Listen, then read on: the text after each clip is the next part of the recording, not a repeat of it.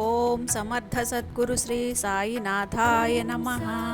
శ్రీ సాయి లీలామృతము అధ్యాయము 12. దక్షిణ. సృష్టిలో వాస్తవానికి సర్వము భగవంతునిదే. మనకు ఈ సర్వము ఆయాచితంగా ప్రసాదించిన భగవంతుడే మనపై అనుగ్రహంతో సద్గురువుగా సాక్షాత్కరించారు.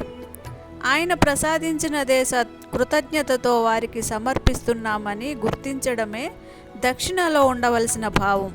అందుకే బుద్ధిమాంద్యం వలన భక్తులు మనస్సు మార్చుకొని మొదట ఇవ్వవలసిన దానికంటే తక్కువ ఇచ్చినప్పుడు అతడు మోసం చేస్తున్నాడనేవారు సాయి. కొద్ది క్షణాలు కూడా మనస్సును ఇంద్రియాలను నిగ్రహించి ఏకాగ్రం చేయడం ఎంతో కష్టం. అటువంటప్పుడు సద్గురువు ఎంత కృషి చేసి నిరంతరము సహజము అయిన ధ్యాన నిష్టను సాధించి ఉండాలి. ఆ శక్తితోనే అనుక్షణము భక్తుల కష్టాలు కోరికలు తీరుస్తూ పరమార్థాన్ని చేకూరుస్తున్నారో కదా. ఇది తెలిస్తే కానీ ఆయనకు కృతజ్ఞత ఎలా చెప్పుకోవాలో అర్థం కాదు. సద్గురువు కోరేది అటువంటి అవగాహన, కృతజ్ఞత, ప్రేమలనే కారణం. వాటి ద్వారా మాత్రమే మనం తరించగలము. భక్తులు కోరేది అశాశ్వతమైన లౌకిక విషయాలే అయినా ఆయన వాటిని సమకూరుస్తూ మనస్సును ఆత్మజ్ఞానం వైపు నడిపిస్తారు. ఆ కృతజ్ఞతే దక్షిణ. ఒకసారి కుదిరిన ఆ భావం మరలా చెదరకుండా చూచుకోవడమే నిజమైన దక్షిణ. వారు నిరంతర తపస్సుతో కూడబెట్టిన తపశ్శక్తిని మనం వారి రక్షణలో పొందుతాము కనుక మనం కూడా ఎంతో శ్రమించి ప్రీతితో కూడబెట్టుకున్న ధనంలో సాధ్యమైనంత దక్షిణగా సమర్పించడం ధర్మం అని ఋషులు చెప్పారు. వారి నుండి మనం పొందే లౌకికమైన సహాయం మనకు మాత్రమే ఉపయోగం. మనం ఆయన కర్పించేది తిరిగి సకల జీవుల శ్రేయస్సుకు ఉపయోగపడుతుంది కనుక దాని ఫలితం కోటి రెట్లుగా ఐహికంగానో పారమార్థికంగానో మనకే సంక్రమిస్తుంది. అందుకే తాము స్వీకరించిన దానికి తిరిగి 100 రెట్లుగా మేలు చేయవలసి ఉంటుందనేవారు బాబా. అధమ పక్షంగా దక్షిణను దానంగా తలచిన ఆ దానాన్ని స్వీకరించే వారి ప్రాశస్త్యాన్ని బట్టి దానఫలం ఉంటుందని శాస్త్రం. అలా సాయికి సమర్పించబడిన దక్షిణ సకల దేవతలకు సత్పురుషులకే కాక సకల సృష్టికి పరమాత్మకు చెందుతుంది. మన భావము గుర్తింపులపై మనమిచ్చే దక్షిణ యొక్క ప్రాశస్త్యం ఆధారపడుతుంది. సాయి అడిగిన దక్షిణ అదే. సాయి కొందరు భక్తుల వద్ద దక్షిణ అడిగి తీసుకునేవారు, కొందరిస్తే తీసుకునేవారు, కొందరితో తాము సాధువు కనుక ధనం స్వీకరించరాదని సౌమ్యంగా వద్దనేవారు, కొందరిచ్చే దక్షిణ కఠోరంగా నిరాకరించేవారు. దక్షిణ అడిగే రీతులు కూడా వేరువేరుగా ఉండేవి. కొందరి వైపు మౌనంగా చేయి చాపేవారు, కొందరితో దక్షిణ కుక్షణ ఏమైనా ఇస్తావా అనేవారు. ఎవరైనా ఇవ్వకున్నా ఏమీ అనేవారు కాదు. అబద్ధం చెప్తే బయట పెట్టేవారు. అయిష్టంగా ఇచ్చిన పైకం అన్యాయార్జితమైన స్వీకరించేవారు కాదు. సాయి దక్షిణలో కొంత దునిలో అవసరమైన కట్టెలు కొనడానికి, మసీదులోనూ దేవాలయాలలోనూ దీపాలకు నూనె కొనడానికి ఖర్చు పెట్టేవారు. మిగిలిన పైకమంతా సాయంత్రం అయ్యేసరికి పేదలకు సాధువులకు పంచేసేవారు. ఇదంతా తెలియని వారు సాయి భక్తుల వద్ద డబ్బు గుంజుతారని ప్రచారం చేసేవారు. భక్తులు ఆపత్ సమయాలలో దేవతలకు మొక్కుకొని కష్టాలు తొలగాక మర్చిపోతే బాబా వారి వద్ద పైకం స్వీకరించి రుణ విముక్తులను చేసేవారు. తరచూ ఆయన కోరే పైకం ఆధ్యాత్మిక సత్యాలను సూచించేదిగా ఉండేది.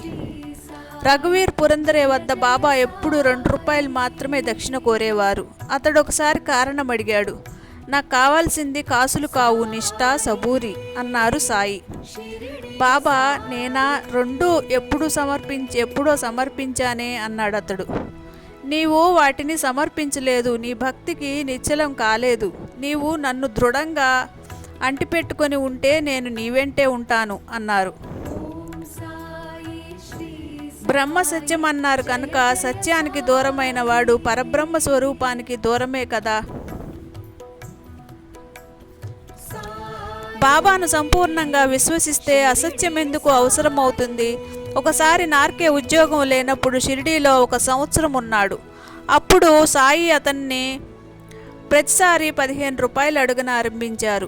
ఒకసారి అతడు, సాయి, నాకు ఉద్యోగం లేదు, సరైన దుస్తులు కూడా లేవు, నేను రోజు మీకు 15 రూపాయలు ఎలా సమర్పించగలను అన్నాడు. నీ పరిస్థితి తెలుసు, నీవు చదువుతున్న యోగా వాసిష్టంలోని బోధ నీ మనసులో నాటుకోవాలి. ప్రపంచంలో జీవిస్తున్న విషయాల పట్ల నిస్సంగుడవై ఉండాలని నా భావం అన్నారు. గురుబోధ యొక్క సారం గ్రహించి దాని ప్రకారం మన యోచనను, పనులను సంస్కరించుకున్నప్పుడే మనం నిజంగా గురువును ఆశ్రయించినట్లు. అలా కాకుంటే అది మిథ్యాభక్తే. దహను నివాసి ఉద్దవేస్ జ్ఞానేశ్వరి పారాయణ చేశాడు, కానీ అతడికేమీ అర్థం కాలేదు. బాబా ఆజ్ఞాపిస్తే తప్ప అతడు మరలా పారాయణ చేయదలచలేదు. తర్వాత అతడు షిరిడీలో ఉన్నప్పుడల్లా బాబా అతన్ని రోజు 11 రూపాయలు అడిగేవారు. అతడు వరుసగా 10 రోజులు ఇచ్చాడు. తర్వాత రోజు బాబా, నాలోని 11, 5 జ్ఞానేంద్రియాలు, 5 కర్మేంద్రియాలు, మనస్సు మీకెప్పుడో సమర్పించాను అన్నాడు. అవి సమర్పించడానికి నీవెవరు, అవెప్పుడో నా పరమైనాయి అని బాపు సాహెబ్ జోగ్ వద్ద నుండి ఏకనాథ భాగవతం తెప్పించి అందులో 11వ అధ్యాయం తెరచి అది జాగ్రత్తగా చదవమన్నారు. ఆత్మ సమర్పణ చేశాక నేను సమర్పించాను అనడం ఎలా సాధ్యం? అలా అంటే అవి తనవేనన్న భావం ఉన్నట్లే కదా. దీక్షిత్ ఒకసారి ఏకనాథ భాగవతంలో ఆత్మ సమర్పణ గూర్చిన శ్లోకం చదువుతున్నాడు. సాయి అప్పుడే అతని నుండి 16.5 రూపాయలు తీసుకురమ్మని బూటీని పంపారు. బాబా నిజంగా కోరింది ఆ శ్లోకం జాగ్రత్తగా అర్థం చేసుకోమనేనని దీక్షితుకు తోచింది. అంతకుముందు తాను లెక్కించిన తత్వాలు ఇవి: త్రికరణాలు, 3 ఇంద్రియాలు, 10 బుద్ధి, 1 అహంకారం, 1 తన ప్రకృతి, 1.5 మొత్తం 15, 1.5. సాయి కోరిన దక్షిణకు అర్థం తెలపమని ప్రార్థించి శ్లోకం మరోసారి చదివాడు. ఏకనాథుడు చిత్తాన్ని ఒక తత్వంగా చెప్పినట్లు గుర్తించాడు. మొత్తం 15.5 అదే సాయి కోరారు. ఒకప్పుడు దీక్షిత్ ఒక వేదాంత గ్రంథము చదువుతున్నాడు. అందులో బ్రహ్మమే సత్యమని, నామరూపాలతో గోచరించే జగత్తు మిథ్య అని చెప్పి ఉన్నది. అందుకు నగలు జగత్తుకు, బంగారం బ్రహ్మానికి పోలికగా చెప్పి ఉన్నది. బ్రహ్మం సత్యమైతే దాని రూపమైన జగత్తు మిథ్యమెలా అవుతుందో అతనికి అర్థం కాక అతను సాయిని ప్రార్థిస్తుంటే అప్పుడే అతనిని 100 రూపాయలు దక్షిణ పంపమని కబురు చేశారు సాయి. వెంటనే అతనికి ఇలా స్ఫురించింది: వేదాంతం ఈ జగత్తు లేదనదు, జగత్తనే నామరూపాలు నశిస్తాయని, వాటికి ఆధారమైనది నిత్యమని చెబుతుంది. బాబా కోరిన 100లో 1 లేకపోతే సున్నాలకు ఉనికి లేనట్లే. నిత్యమైన సద్వస్తువు కన్యంగా రూపాలుండవని, 1 సున్నా పేర్లుండవని మరొక 0 తెలుపుతున్నాయి. నిత్య వస్తువును 1 సూచిస్తున్నది. ఒకరోజు రేగే తన జేబులో 100 రూపాయలు ఉంచుకొని బాబాను దర్శించాడు. సాయి అతని వద్ద 40, తర్వాత 40, ఆ తర్వాత 20 రూపాయలు దక్షిణ తీసుకొని మరలా 40 రూపాయలు అడిగారు. ఆయన వద్ద పైకం లేదంటే శ్యామా వద్దకు పంపారు. అతడిలా అన్నాడు: ఆయన కోరేది డబ్బు కాదు, నీ మనస్సు, బుద్ధి, కాలము, ఆత్మలనే. సాయి ఈసారి దీక్షిత్ వద్దకు పంపారు. అతడు నీ దగ్గర ధనం లేదని యాచించటం అగౌరవంను అనుకోరాదని సాయి బోధించారు అన్నాడు. తర్వాత బాబా అతన్ని చాందోర్కర్ వద్దకు పంపారు. అతడు సాయి కోరినప్పుడు మన వద్ద పైకం లేకపోవటం బాధాకరమే, అందుకే సగం పైకం కోపర్గాంలో ఉంచి నా వద్దనున్నది అయిపోయినప్పుడు తెప్పిస్తాను అన్నాడు. ఆ విషయం చెప్పగానే సాయి అతన్ని పిలిపించి మొదట 40 రూపాయలు, తర్వాత 40 రూపాయలు, ఆ తర్వాత 20 రూపాయలు తీసుకున్నారు. అతడు కోపర్గాం నుంచి పైకం తెప్పించుకునేలోగానే మరలా దక్షిణ కోరారు సాయి. నానాసాహెబ్ చిన్నబుచ్చుకున్నాడు. భక్తి ప్రధానం కానీ యుక్తి కాదని సాయి అతనికి తెలిపారు.